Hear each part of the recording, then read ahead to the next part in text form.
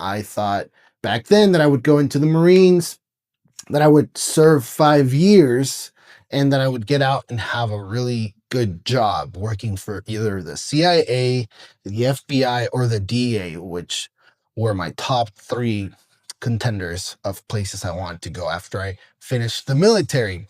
But lo and behold, that's not the way that it happened. It didn't unfold that way. My plan never really worked. I don't regret anything that I did, but there are so many things that I would do differently and that I want to share with you, because if you're a younger guy, or even if you're older, but you're considering going into the military, you should know a couple of things before you do it.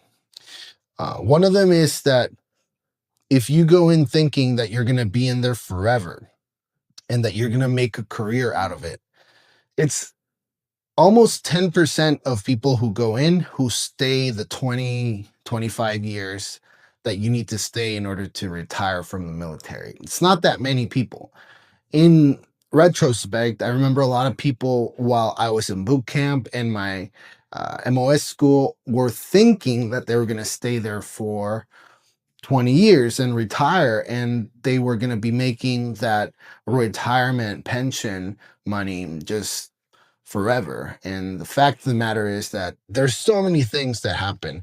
One of the biggest things is that people get married in the military. So you might have heard that it's common for new recruits that just got off boot camp to go ahead and call their longtime girlfriend back home and tell her that if they get married, they're going to get all these benefits. And that's all good.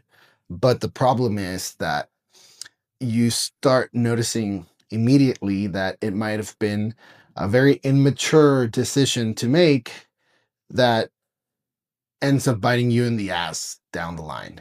Because having a relationship and having someone who is going to perhaps sometimes have different opinions and different plans is going to eventually either steer you completely in another direction that's not the military, or it's going to support you in a way that you are going to be there for the next 20, 25 years.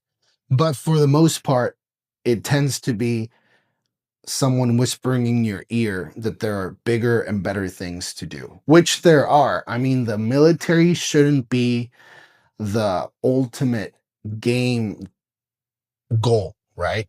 It's part of the game, but eventually there are so many other things that you can do with the experience that you get in the military in order to produce more income and live a wealthier, more financially free life.